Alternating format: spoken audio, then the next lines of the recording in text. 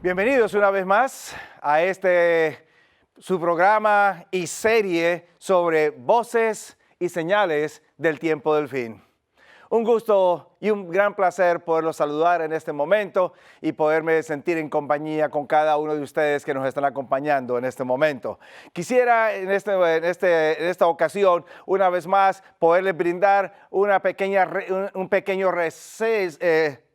reseña acerca de lo que hemos venido trabajando en esta serie de temas sobre voces y señales del tiempo del fin, donde hemos analizado no solamente la parte general de la estructura de este hermoso libro llamado Apocalipsis, cómo el Señor lo ha diseñado, cómo las visiones fueron presentadas y cómo Juan las escribió para que pudiera darnos a cada uno de nosotros un hermoso mensaje, un mensaje de oportunidad, sabiendo que todavía la gracia divina está disponible para cada uno de nosotros. Después de ello pudimos analizar algunos principios generales que nos ayudan a poder entender este libro de manera particular y sobre todo, empezar a analizar esa unidad central que es tan importante dentro de la perícopa y la teología que Juan nos quiere presentar a cada uno de nosotros dentro de este libro.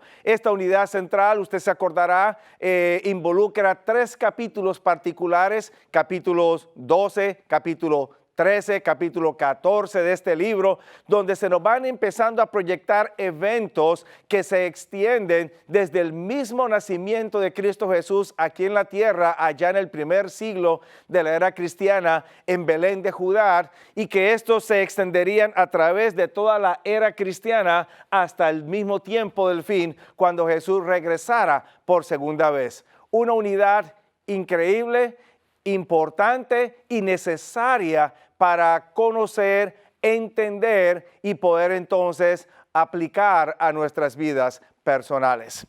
Iniciamos con el capítulo 12, donde empezamos a ver ciertos eventos y ciertos elementos que nos ayudan a presentar cómo a través de las épocas el diablo siempre ha tratado de no solamente impedir la proclamación del evangelio, sino tratar inclusive de eliminar a la iglesia del Señor. Vimos en ese capítulo cómo la ley de Dios es un meollo central dentro de estos eventos que van a estar aconteciendo en este tiempo final. Y luego entonces empezamos a analizar el capítulo 13, donde pudimos encontrar de qué manera el diablo va a tratar de atacar, destruir y evitar que el evangelio pueda ser proclamado. Utilizaría 2 instrumentos humanos. El primero surge durante la Edad Media y ese instrumento humano fue claramente identificado, como pudimos analizarlo, no solamente por los líderes cristianos de allá de la época que comenzaron este movimiento protestante en el año de 1500, época de la Edad Media alta, y cómo ellos empezaron a identificar a este movimiento como un movimiento que no solo se oponía a los principios divinos, sino que a la misma vez desviaba al pueblo de Dios. Este poder recibe una herida de muerte. En otras palabras, su autoridad, su poder de poder dominar las conciencias y poder perseguir a aquellos que no estaban dispuestos a aceptar, fue prácticamente quitado. Pero Apocalipsis 13 nos dice a nosotros, volverá a surgir.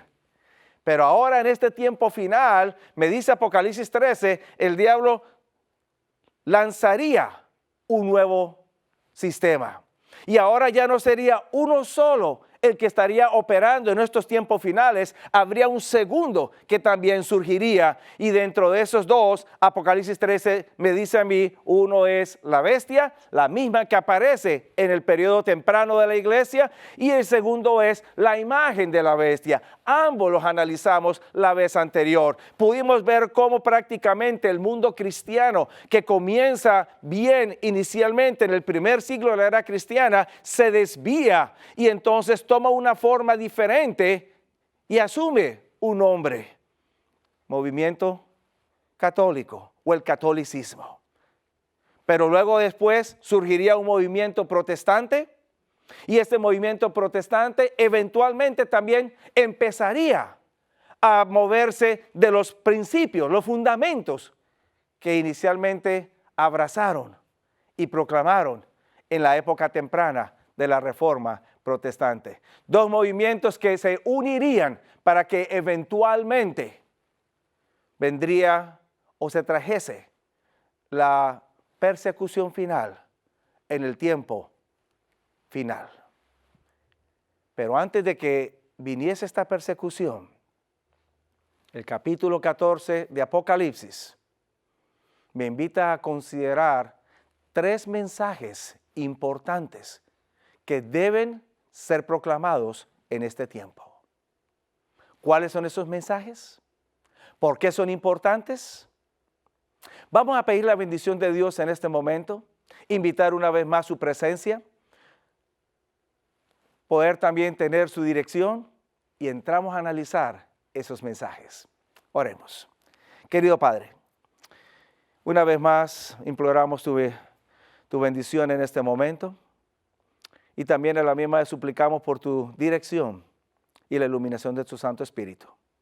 Queremos, Padre Santo, proclamar tu palabra, no simplemente mencionar movimientos o nombres por mencionarlos, no juzgar ni criticar a ninguno, solamente presentar la verdad tal como está en tu palabra y tal como la verifica la historia. Ayúdanos en este momento y sé con cada uno de nuestros amables hermanos y amigos que nos están escuchando. En el nombre de Jesús te lo pido. Amén. Vamos a la palabra de Dios una vez más y yo los invito para que en esta ocasión podamos entonces ir al capítulo 14 del libro de Apocalipsis. El capítulo 14 de Apocalipsis entonces me está presentando a mí ahora un cuadro bastante interesante. Se lo describo en la mayor brevedad posible. Me presenta la siguiente estructura. El capítulo 14 comienza presentándome eventos que se encuentran narrados o descritos allá en el cielo. Capítulo 14, versículos 1 hasta el versículo 5. Eventos, 144,000 ubicados sobre el monte de Sión, tocando arpas y cantando un cántico nuevo y siguiendo al Cordero por donde quiera que éste va. Luego entonces las escenas se trasladan dentro de esta estructura aquí a la tierra. Y entonces ahora Juan me dedica el capítulo 14 y los versículos 6 hasta el versículo 12 para describirme cómo esos eventos terrenales van entonces a hacer posible que en el tiempo final los justos, a la vez que serán perseguidos, también serán trasladados al reino de los cielos. Y luego entonces culmina el capítulo 14 mencionándome eventos que aparecen una vez más en el cielo. Me describe la segunda venida de Jesús. A partir del versículo 13 en adelante hasta el versículo 18 o versículo 19, estoy tratando de acordarme, es el verso 19, me describe esos eventos. Ahora bien, dentro de esta estructura que me presenta el capítulo 14 de Apocalipsis, yo quisiera que ustedes y yo empezásemos a enfocarnos en los eventos que más nos deben de atañir a cada uno de nosotros, los eventos que suceden aquí en la tierra. ¿Qué pasa en la tierra? ¿Por qué es importante que los tengamos en cuenta? En este día vamos a encontrar que Apocalipsis 14 me dice a mí que hay 3 mensajes que deben de ser proclamados previos a la segunda venida de Jesús. Son mensajes apocalípticos a los cuales usted y yo necesitamos prestar toda la atención posible. Ahora, vayamos a conocerlos. En este momento y en esta presentación me gustaría enfocarme en el primer mensaje. Y en las próximas presentaciones lo quiero invitar para que me acompañen una vez más, porque vamos entonces a hablar el segundo y luego entonces el tercer mensaje de Apocalipsis. Así que acompáñenme. Vamos al capítulo 14 de este libro de Apocalipsis, versículos 6 y 7, para que iniciemos el análisis de estos mensajes. Me dice el versículo 6, y vi otro ángel que volaba en medio del cielo, teniendo el evangelio eterno para ser proclamado o para ser predicado a todos los que habitan sobre la tierra y sobre toda nación y lengua y tribu y pueblo, diciendo en alta voz: temed a Dios y dadle honra o dadle gloria, porque la hora de su juicio es venida, y adorad al que hizo el cielo y la tierra y mar y las fuentes de las aguas. Qué interesante mensaje. Un mensaje bastante llamativo. Veamos en primer lugar por qué es importante que le prestemos atención a estos mensajes y luego entramos de lleno al primer mensaje. En el capítulo 14, versículo 6, me dice a mí la palabra del Señor que Juan ve a un ángel. Pero este ángel que él ve, lo ve volando sobre el medio del cielo. Ahora, este detalle es significativo. ¿Por qué razón? Porque usted va a encontrar que si este ángel está volando por en medio del cielo, me da a entender a mí entonces que este ángel tiene un mensaje cuya naturaleza es celestial. Si este ángel estuviera en la tierra o estuviera volando cerca de la tierra, posiblemente el mensaje sería terrenal y a lo mejor no había que prestarle tanta atención. Pero si el ángel es visto volar en medio del cielo, es porque el mensaje es de naturaleza celestial. Ahora, en segundo lugar, vamos a notar allá en el capítulo 14 y en el versículo 6, que a la misma vez que este ángel es visto volar por en medio del cielo, este ángel también tiene algo o trae algo consigo. Y lo voy a escribir aquí en la pantalla. Se llama Evangelio Eterno.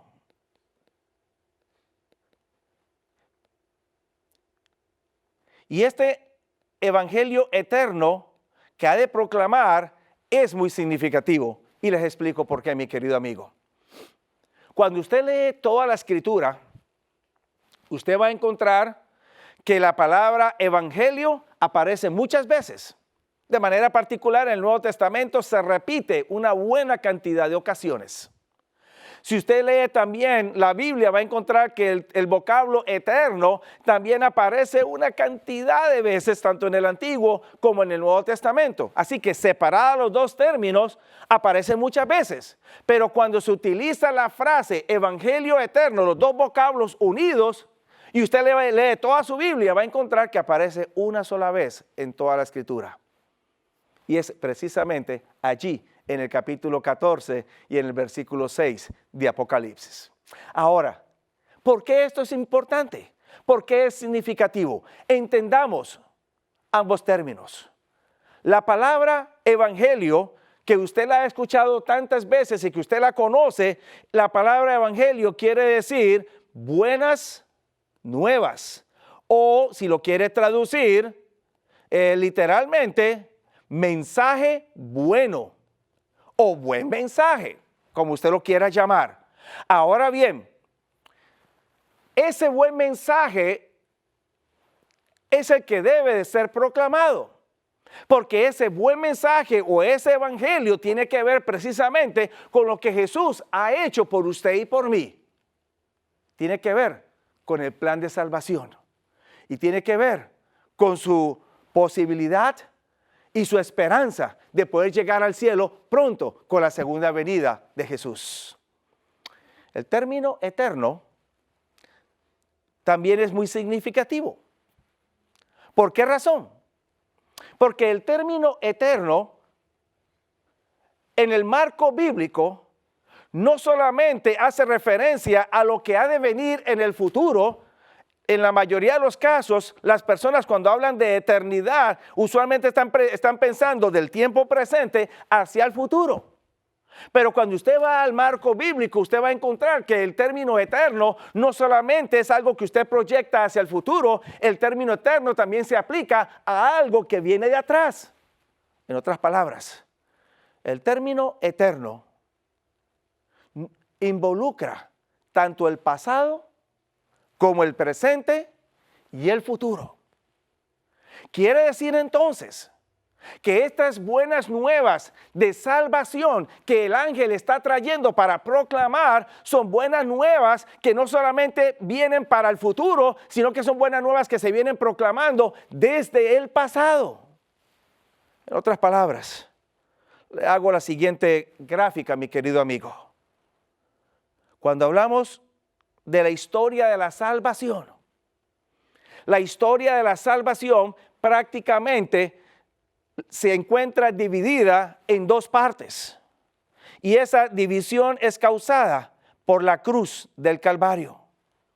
La primera parte se encuentra denominada como Antiguo Testamento. La segunda parte se encuentra denominada Nuevo Testamento. El mensaje del Evangelio prácticamente se encuentra centrado en lo que Jesús hizo en la cruz del Calvario por usted y por mí. Sin embargo, este mensaje de salvación viene siendo proclamado desde el mismo inicio de la creación, cuando allá en el jardín del Edén, Adán y Eva fueron creados, pecaron y después entonces se instituyó el sistema de adoración a través del sacrificio del Cordero. Buenas nuevas que comienzan en el jardín del Edén. Y esas buenas nuevas apuntaban a la cruz del Calvario. Una vez que Jesús vino aquí a la tierra y Jesús muere en la cruz del Calvario, ya entonces no hay necesidad de sacrificio de cordero o sacrificio animal, porque tenemos la preciosa sangre de Jesús en la cruz del Calvario. Pero entonces ahora esas buenas nuevas se van a proclamar o se vienen proclamando porque me proyectan a mí ahora la esperanza de la venida de Cristo Jesús en gloria y majestad allá en las nubes de los cielos. Y entonces es cuando tengo la esperanza de que pronto podré ser trasladado de esta tierra a una patria mejor. Ahora, mi querido amigo, estas buenas nuevas de salvación me dicen a mí que Dios siempre ha implementado el mismo método de salvación. En otras palabras, la salvación siempre ha sido a través de la gracia por medio aceptada por medio de la fe, tanto en el Antiguo Testamento como en el Nuevo Testamento. La gracia y la fe han sido central en estas buenas nuevas. Ahora, ¿por qué les destaco a ustedes esto? Por la siguiente razón. Porque cuando empezamos a analizar, vamos a encontrar que en el mundo cristiano actual se hace una dicotomía o se proclama una dicotomía. ¿Por qué razón? Porque el mundo cristiano actual dice que en el Antiguo Testamento la salvación era por obras, mientras que en el Nuevo Testamento la salvación es por gracia y por fe. Y la pregunta que yo me hago, ¿es el Dios del Nuevo Testamento el mismo Dios del Antiguo Testamento? La respuesta es obvia, por lo tanto, una de dos: o estamos pensando de un Dios que cambia de planes, un Dios que no calibra bien en su mente, o estamos pensando entonces de un Dios que es consistente a través de la historia, pero que el creyente no lo entiende correctamente. Y este es el mensaje que el ángel nos está trayendo a cada uno de ustedes, porque el ángel no me está haciendo ninguna diferencia. La cruz del Calvario es central para cada uno de nosotros. Ahora bien, una vez que tenemos en cuenta este mensaje del ángel, que es visto volar por el medio del cielo y que es visto previo a la segunda venida de Jesús, ahora entendamos este primer mensaje. Vayamos al capítulo 14 una vez más y vayamos al versículo 7. El mensaje del primer ángel puede ser mejor entendido teniendo en cuenta la importancia de tres verbos que aparecen mencionados allí. Capítulo 14, versículo 7. Me dice que este ángel habló en grande voz: temed a Dios y dadle gloria, porque la hora de su juicio es venida, y adorad al que hizo el cielo, la tierra, la mar y las fuentes de las aguas. ¿Cuáles son los tres verbos que vamos a analizar? El primer verbo es el verbo temer. El segundo verbo que aparece allí es el verbo dar gloria. O la frase, dar gloria. Y el tercer verbo es el verbo adorar. Entendamos esos tres verbos. Vayamos a la palabra de Dios. ¿Qué significa temer a Dios? Muchos confunden el uso del verbo temer con la idea de que hay que tenerle miedo a Dios. Sin embargo, no se olviden, para entender la palabra de Dios no podemos aplicarle nuestro pensamiento actual, necesitamos de analizar las palabras y su significado dentro del marco cultural, histórico en que fue escrita la Biblia.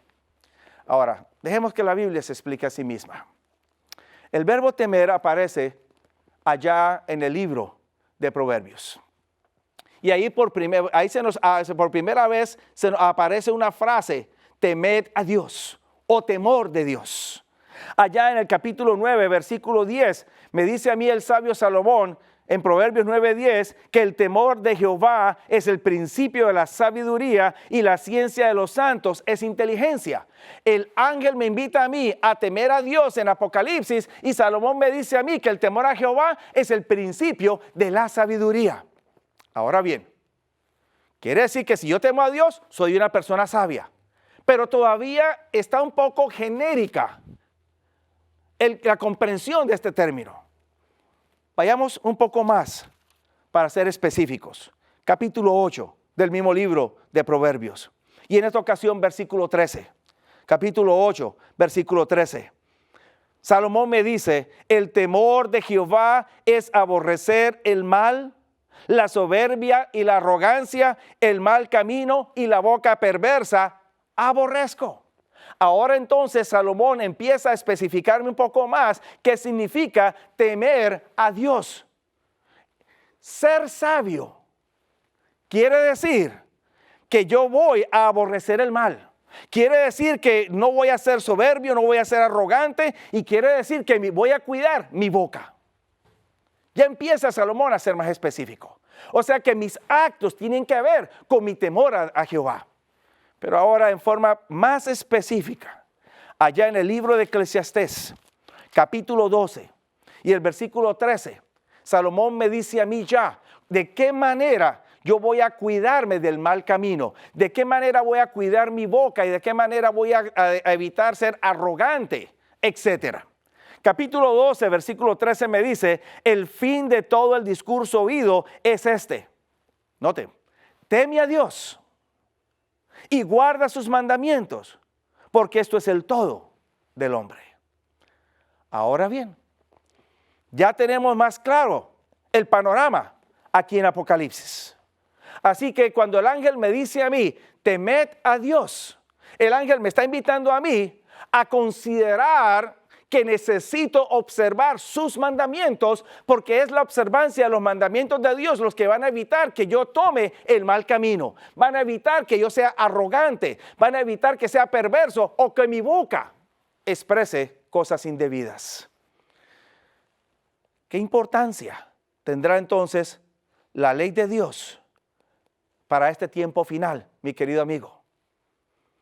Hay algo particular dentro de este ángel que es muy intencional, que me está dejando entender a mí que necesito tener en cuenta estos principios. No es un énfasis en cuanto al legalismo, es un énfasis en cuanto a poder yo ser fiel a los principios de Dios, porque Dios desea que yo ocupe algo o haga algo en este tiempo. Entendamos lo que significa dar gloria a Dios. Y vamos a seguir el mismo proceso. Recuerde, dentro de los principios generales que aprendimos, es importante notar el uso de las palabras y cómo estas palabras Juan las toma del Antiguo Testamento y otras porciones de la Biblia y entonces puede ayudarnos a entenderlas. Dar gloria a Dios aparece ya en el Antiguo Testamento también, en el capítulo 33 del libro del Éxodo. En este capítulo usted va a encontrar que Moisés está en el monte Sinaí. Moisés está dialogando con Dios allá en el monte Sinaí. Y entonces dentro de ese diálogo me dice a mí la palabra de Dios en el capítulo 33, versículo 11, que Moisés hablaba con Dios cara a cara. Qué interesante y qué privilegio tan lindo, ¿verdad? Dentro de ese diálogo, cara a cara que realizaba Moisés con Dios, me dice el capítulo 33, el versículo 18, que Moisés hace una solicitud a Dios. Ruégote que me muestres tu gloria. Ahora, ¿qué es lo que pide Moisés? Está pidiendo ver la gloria de Dios. Pero, ¿qué es la gloria que él quiere ver? ¿Qué tipo de gloria quiere ver? La respuesta de Dios es en el verso 19, yo haré pasar todo mi bien delante de tu rostro, proclamaré el nombre de Jehová delante de ti, tendré misericordia del que tendré misericordia, seré clemente para con el que seré clemente. Y dijo, versículo 20, no podrás ver mi rostro, porque no me verá hombre y vivirá. Así que posiblemente ver la gloria para Moisés consistía en ver el rostro de Dios. Y Dios le dice a Moisés, ver mi rostro no es ver mi gloria. Nadie puede ver mi rostro y vivir, pero yo te voy a permitir ver mi gloria. Y entonces, versículo 22 en adelante, Dios me dice que cuando pasare la gloria de Dios o cuando pasare mi gloria, yo te pondré en una hendidura de la peña, te cubriré con mi mano hasta que haya pasado, después apartaré mi mano, verás mis espaldas, mas no se verá mi rostro.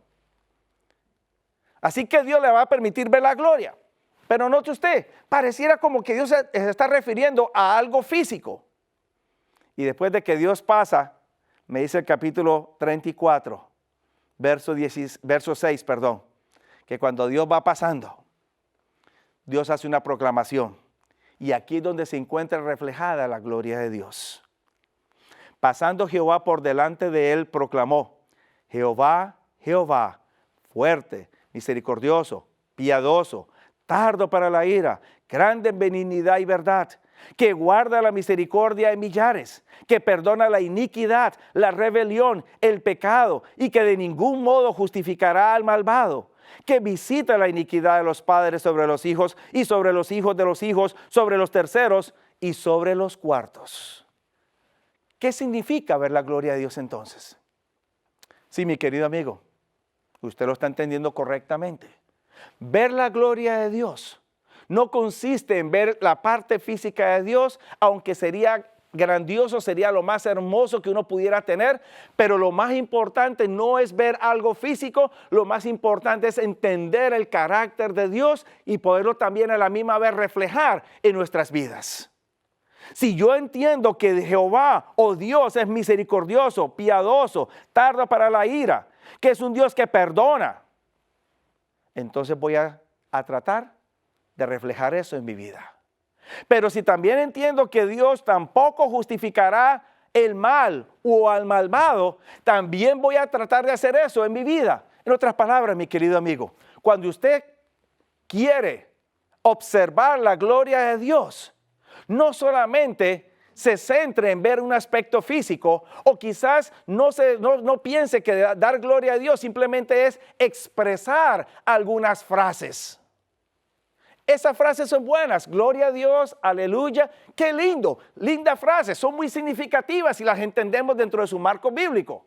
Pero ver la gloria de Dios o dar gloria a Dios es entender su carácter y poderlo reflejar en nuestras vidas. Ahora, noten ustedes cómo ese carácter de Dios se puede proyectar a través de dos fuentes. Si usted me acompaña rápidamente al libro de los Salmos, al Salmo 19. Salmo 19. Y vamos a leer el versículo 1. Y el versículo 1 del Salmo 19. Esa gloria de Dios o ese carácter de Dios se encuentra reflejado a través de su obra de creación. Los cielos cuentan la gloria de Dios. Y la expansión denuncia la obra de sus manos. ¿Usted quiere ver la gloria de Dios? Observe la creación de Dios. Si Dios no fuera misericordioso, no fuera benigno, tardo para la ira, ¿usted cree que todavía tuviéramos la tierra que tenemos? ¿O tuviéramos los paisajes que podemos observar, admirar? ¿O podríamos disfrutar de tantas otras hermosuras en esta tierra? No. Así que la gloria de Dios se encuentra proyectada y revelada a través de sus obras de creación. Pero ahora, note cómo usted necesita también tomar ese carácter de Dios y poderlo entonces reflejar en su vida diaria. Acompáñeme. Capítulo 5, Evangelio según San Mateo. San Mateo capítulo 5. Y vamos a leer versículo 13 en adelante. ¿Usted quiere darle gloria a Dios? Lea lo siguiente. Mateo 5, 13 en adelante. Versículo 13. Vosotros sois la sal de la tierra. Si la sal se desvaneciere, ¿con qué será salada? No vale más para nada, sino para ser echada afuera y hollada de los hombres. Somos la sal de la tierra. O sea que le proveemos algo a la tierra. Verso 14. Vosotros sois la luz del mundo. Una ciudad asentada sobre un monte no se puede esconder. O sea que somos la sal porque damos sazón a este mundo. Somos la luz porque alumbramos a este mundo. Y ahora note la conclusión de Jesús allá en el versículo 16. Así alumbre vuestra luz delante de los hombres para que vean vuestras buenas obras y glorifiquen a vuestro Padre que está en los cielos. ¿Cómo se da gloria a Dios entonces? Dar gloria a Dios, mi querido amigo, no consiste solamente en querer ver a Dios o en querer solamente expresar hermosas frases de alabanza a Dios.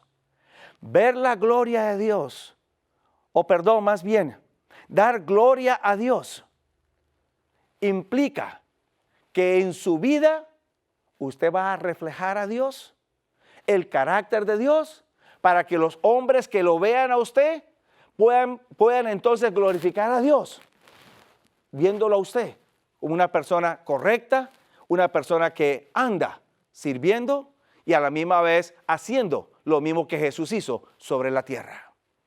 Así que, mi querido amigo, mi querido hermano, cuando hablamos entonces de dar gloria a Dios, estamos hablando acerca de nuestros actos, cómo nuestro carácter refleja esos actos. O más bien, nuestro carácter se encuentra reflejado a través de esos actos. Y a la misma vez que nuestro carácter se encuentra reflejado a través de esos actos, el carácter de Dios también se encuentra reflejado a través de esos actos. Ahora, pauso brevemente. ¿Por qué el ángel me invita a mí a temer a Dios y a darle gloria a Dios? Hay una respuesta y aparece allí en el capítulo 14 de Apocalipsis, versículo 7. Espero no lo haya perdido usted todavía. Mantenga una marquita, un divisorio, mientras podemos entonces analizar otros pasajes de la Biblia. La razón por la cual el ángel me dice, temed a Dios y dadle gloria, es porque la hora de su juicio es venida. En otras palabras, estos dos primeros actos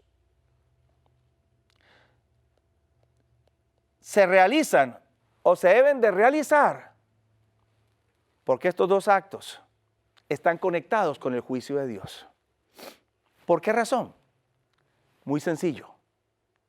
Porque es a través del juicio de Dios que usted y yo vamos a poder probar si verdaderamente servimos a Dios o no servimos a Dios, si nuestros actos han sido genuinos o no han sido genuinos.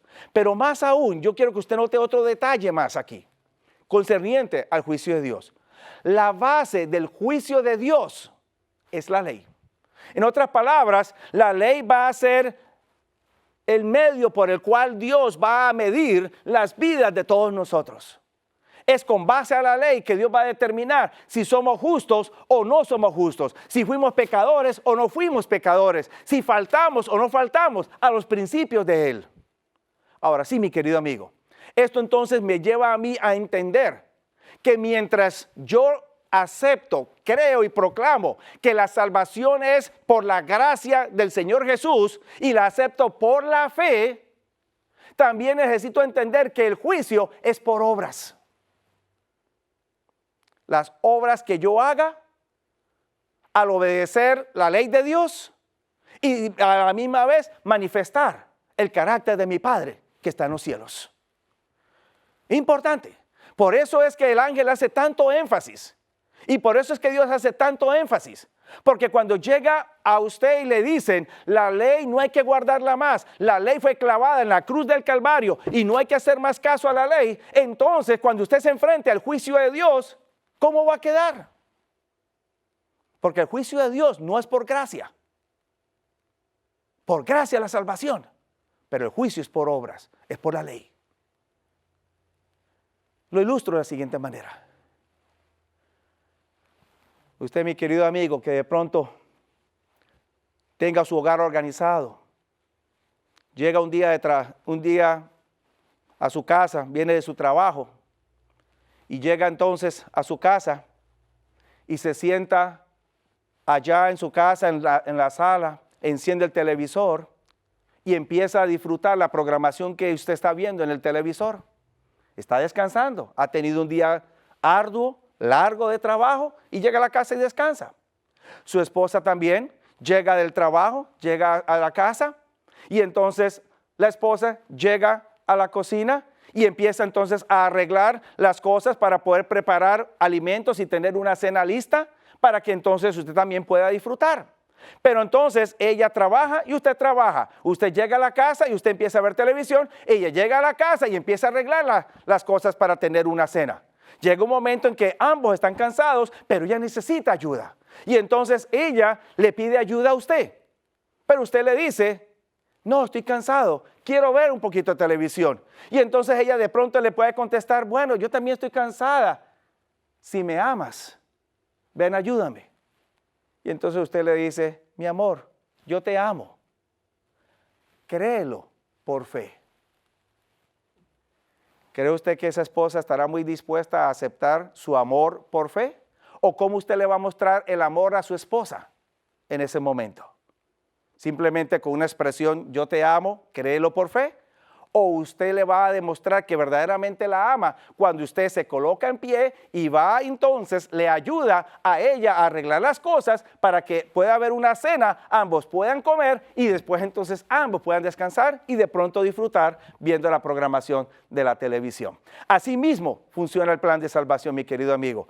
Por fe yo acepto el sacrificio que Jesús ha hecho en la cruz del Calvario, que por gracia, sin merecerlo, Él realizó. Pero ese sacrificio y esa gracia en ningún momento me excluye a mí de no guardar la ley de Dios. Porque la observancia de la ley es la que me va a mostrar si verdaderamente mi fe es genuina y verdaderamente reflejo el carácter de mi Dios. Esa es la importancia que el ángel está haciendo allí en el primer mensaje de Apocalipsis, capítulo 14, versículo 7. Ahora, teniendo esto en cuenta, vayamos entonces al tercer término o al tercer verbo que aparece allí. Entendemos qué significa entonces temer a Dios y dar gloria a Dios. ¿Qué significa adorar a Dios? Volvamos una vez más al texto bíblico, allí en Apocalipsis, capítulo 14 y el versículo 7. Hacia el final del texto, el ángel me dice, y adorad al que hizo el cielo, la tierra, la mar y las fuentes de las aguas. Qué interesante. El ángel pudo haber dicho, adorad al Creador. Hubiera sido más corto, más sencillo. Y quizás en forma jocosa le diría, se ahorraría un poquito de saliva al ángel. Pero en lugar de expresar que hay que adorar al Creador, el ángel empieza a describir al Creador a través de un lenguaje que es bastante significativo.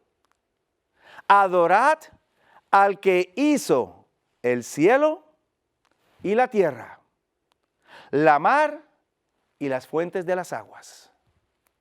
Ahora bien, ¿por qué esa distinción allí? ¿Por qué esa frase? Empecemos a entender. No se olvide, Juan, cuando recibe la visión y está escribiendo, Juan simplemente utiliza palabras, utiliza nombres, utiliza frases del Antiguo Testamento y entonces las incorpora en su libro. Y para usted entender esa frase, esos nombres o esas palabras, usted tiene que ir al Antiguo Testamento. ¿Dónde aparece esa frase que hizo el cielo, la tierra, la mar y la fuente de las aguas? ¿Dónde aparece esa frase? Hay dos lugares, mi querido amigo. Y yo quiero invitarlo para que me acompañe a esos dos lugares.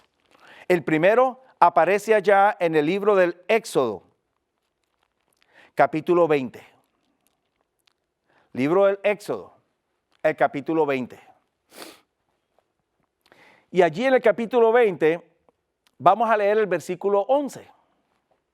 Ahora, mientras usted abre su Biblia en el capítulo 20, usted va a reconocer que este capítulo es importante dentro de todas las narrativas que aparecen en el libro del Éxodo, mientras Moisés está arriba en el monte con Dios, porque es el capítulo que le describe a usted los 10 mandamientos de la ley de Dios.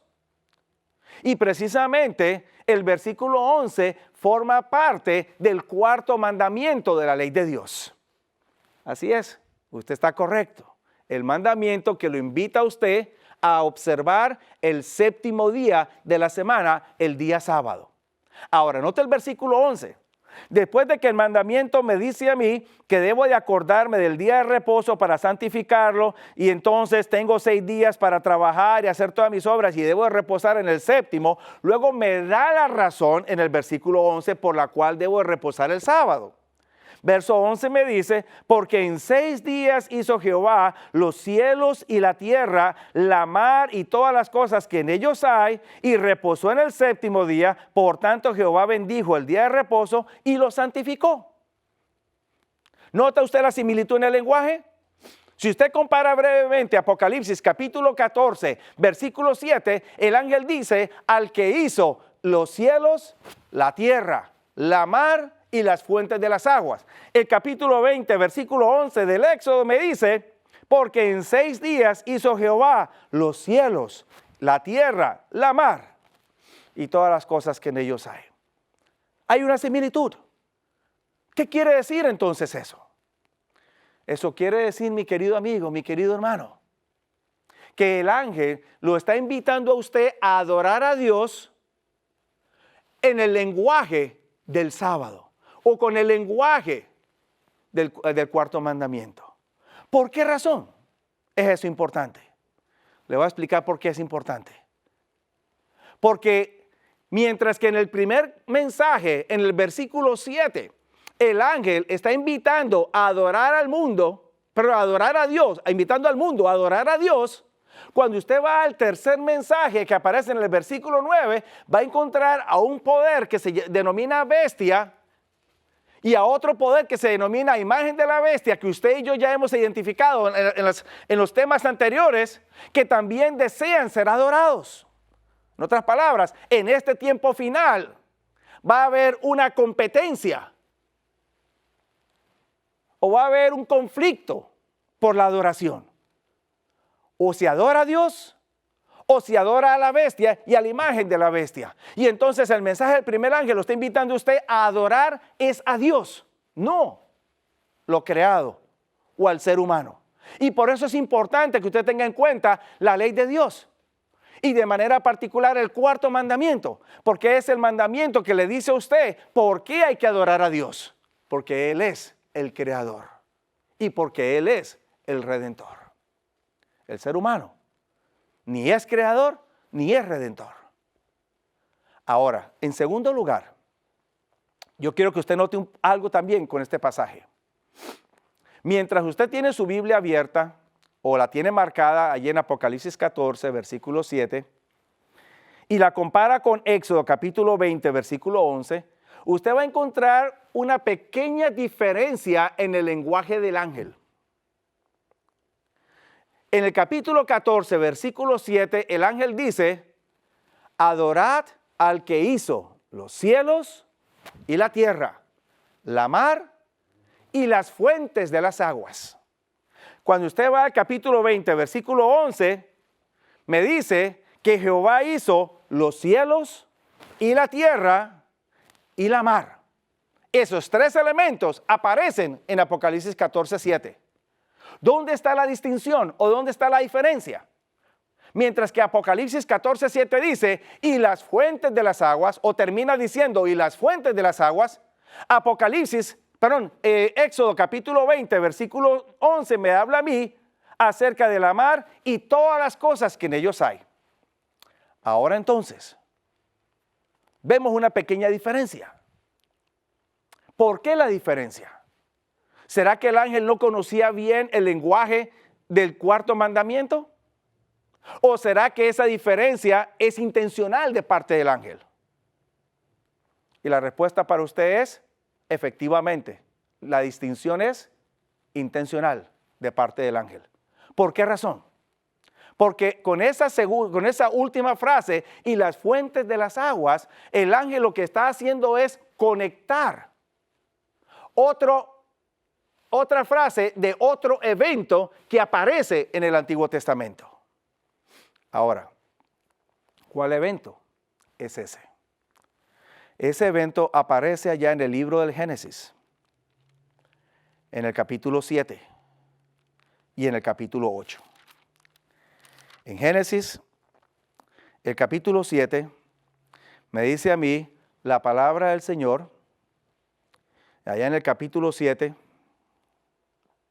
versículo 11, que en el año 600 de la vida de Noé, en el mes segundo, a 17 días del mes, datos precisos en cuanto a la fecha, cuando se da el diluvio, aquel día fueron rotas todas las fuentes del grande abismo y las cataratas de los cielos fueron abiertas. Una mejor traducción pudiera decir, fueron rotas las fuentes de las aguas del gran abismo. Esta misma frase vuelve otra vez a reaparecer en el capítulo 8 y en el versículo 2. Al final del diluvio, me dice a mí la palabra del Señor que se cerraron las fuentes de las aguas del abismo y las cataratas de los cielos, y la lluvia de los cielos fue detenida. Ahora bien, comparemos por un momento. En Apocalipsis capítulo 14, versículo 7, el ángel está conectando dos eventos con esa frase. Conecta el cuarto mandamiento de Dios o utiliza el lenguaje del cuarto mandamiento de la ley de Dios el día sábado con el diluvio. Y la pregunta que surge es, ¿por qué hace esa conexión? Y la respuesta es la siguiente, mi querido amigo. Cuando usted analiza la historia del diluvio, ¿por qué vino el diluvio? El capítulo 6 del libro del Génesis me dice a mí que el diluvio vino porque no solamente hubo una mezcla de razas, los hijos de Dios con las hijas de los hombres, pero también la palabra de Dios me dice a mí que esta mezcla trajo resultados bastante nefastos. Porque Dios inclusive en el capítulo 6, versículo 3 de Génesis, me dice que Él ya no contendería más con el hombre. Limitaría el tiempo de existencia del hombre. ¿Por qué razón? Dios se arrepiente de haber hecho al hombre. Porque en el versículo 5 me dice que la malicia de los hombres era mucha en la tierra y todo designio de los pensamientos del corazón de ellos era de continuo solamente al mal. ¿Qué estaba pasando entonces? Número uno, eso muestra que la raza humana antediluviana no estaba temiendo a Dios. En otras palabras, no guardaba los mandamientos de Dios. En otras palabras, era arrogante, andaba por mal camino y la boca de ellos era perversa. En segundo lugar, eso muestra que la raza antediluviana no le daba gloria a Dios, porque sus actos, en lugar de glorificar a Dios y de llevar a otros a glorificar a Dios, antes rebajaban a la gente a cosas terrenales y a desviarse de los caminos de Dios. La combinación que hace el ángel allí es ayudándonos a entender o ilustrándonos que para poder verdaderamente adorar a Dios, usted necesita tener en cuenta los dos primeros verbos: temer a Dios, que está conectado con la ley de Dios, y dar gloria a Dios, que tiene que ver con sus obras, reflejando el carácter de Dios a través de sus obras. Eso quiere decir entonces lo siguiente: como resultado de los designios del hombre en el tiempo antediluviano, y usted puede seguir leyendo el capítulo 6, hubo violencia y otras cosas más. Dios trajo juicio sobre el mundo antediluviano. Y como resultado de ese juicio, vino entonces el diluvio y la destrucción de toda esa generación. A pesar de la proclamación que Noé hizo en aquella época, y por 120 años, Noé estuvo por precepto y ejemplo, hablando de lo que iba a venir.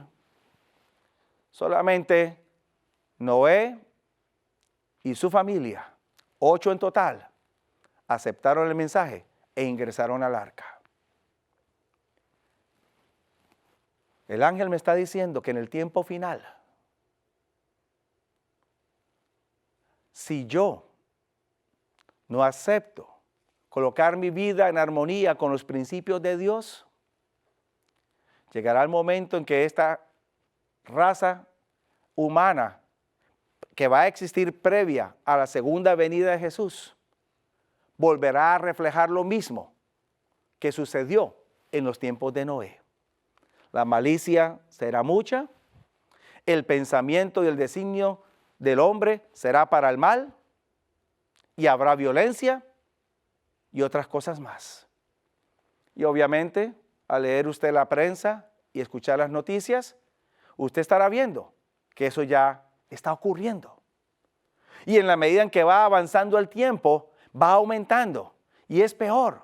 Y los hombres tratan de colocar más leyes y tratan de realizar otras cosas más para tratar de reducir, pero entre más hacen, menos pueden lograr mejorar la situación.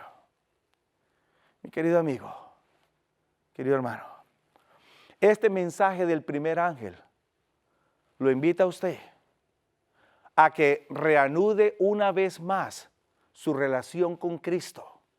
La misma relación que tuvieron nuestros primeros padres, Adán y Eva, con Dios en el jardín del Edén, y que fue afectada por la desobediencia y la violación de los principios de Dios. Esa misma relación Dios desea que usted hoy vuelva a entablar, para que entonces no refleje las violaciones que el hombre ha hecho a través de la historia. Comparto con usted un detalle más acerca de este mensaje. Porque en el versículo 7 me dice a mí la palabra de Dios que el mensaje de este ángel es dado en voz alta. Temer a Dios, darle gloria y adorar al Creador.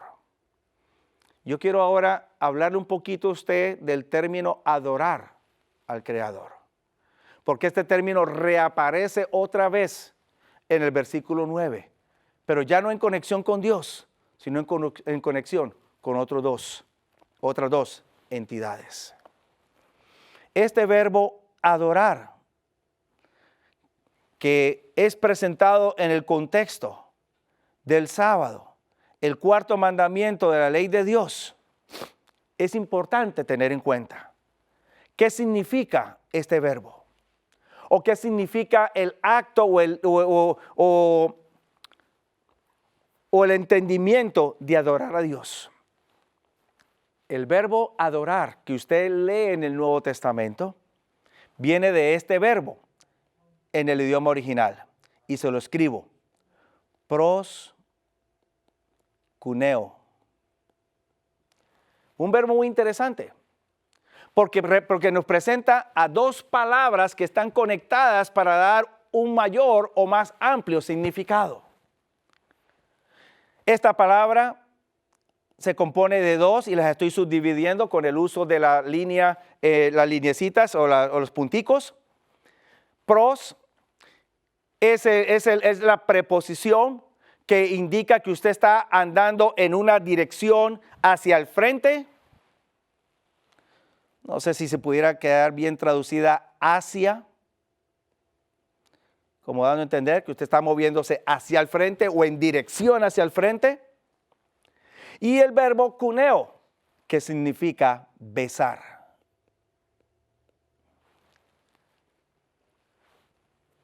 Besar hacia el frente o en dirección hacia el frente. Ahora, este verbo o el acto de este verbo es significativo. ¿Por qué razón? Porque en el Nuevo Testamento este verbo se utilizaba dentro del marco de la cultura romana en el primer siglo de la era cristiana para indicar el acto de un esclavo o un siervo que se arrodillaba en dirección a los pies de su amo para besarlo, y al besar los pies de su amo indicaba su total lealtad, su total entrega, sumisión y obediencia. Cuando Dios lo invita a usted a adorarlo, Dios también desea que usted entregue su total lealtad a Él. Usted es el siervo y Dios es el amo. Usted se inclina en dirección a Dios porque usted lo ama, porque usted desea obedecerle, porque usted se somete completamente a Él para servirle. Adorar no tiene que ver solamente con el acto de ir a una iglesia, cantar unos cuantos himnos, orar y escuchar un buen mensaje. Eso es parte, pero no es el todo. Porque usted puede hacer todo eso, pero si usted no entrega su vida a Dios, usted entonces finalmente no estará adorando a Dios. ¿Desea usted, mi querido amigo, entregar su vida a Dios y adorarlo continuamente en su vida?